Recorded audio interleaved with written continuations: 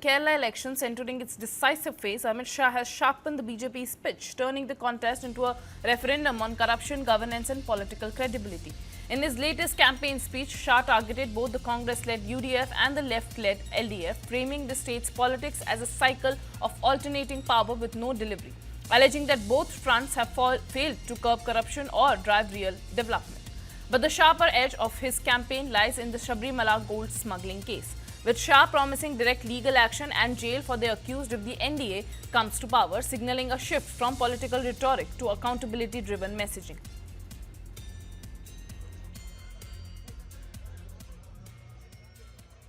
और यूडीएफ आती है तो सोलार घोटाला होता है, बार रिश्वत कांड होता है, पलारी वट्टम घोटाला होता है और दोनों एक दूसरे को कभी अरेस्ट नहीं करते।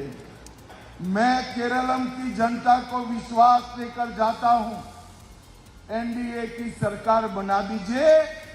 मंदिर के सोने के सच्चे आरोपी को 2 माह में जेल की सलाखों के पीछे हम डाल देंगे। But the Kerala elections entering its decisive phase, Amit Shah has sharpened the BJP's pitch, turning the contest into a referendum on corruption, governance and political credibility.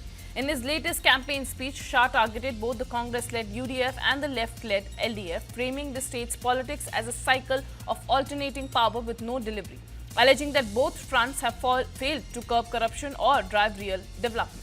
But the sharper edge of his campaign lies in the Sabrimala gold smuggling case, with Shah promising direct legal action and jail for the accused if the NDA comes to power, signaling a shift from political rhetoric to accountability-driven messaging.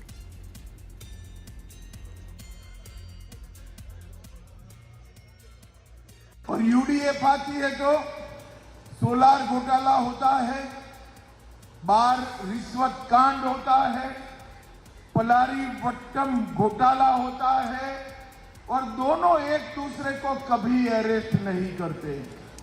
मैं केरलम की जनता को विश्वास देकर जाता हूं, NDA की सरकार बना दीजिए। मंदिर के सोने के सच्चे आरोपी को 2 माह में जेल की सलाखों के पीछे हम डाल देंगे। But the Kerala elections entering its decisive phase, Amit Shah has sharpened the BJP's pitch, turning the contest into a referendum on corruption, governance and political credibility. In his latest campaign speech, Shah targeted both the Congress-led UDF and the left-led LDF, framing the state's politics as a cycle of alternating power with no delivery, alleging that both fronts have failed to curb corruption or drive real development. But the sharper edge of his campaign lies in the Sabrimala gold smuggling case, with Shah promising direct legal action and jail for the accused if the NDA comes to power, signaling a shift from political rhetoric to accountability-driven messaging.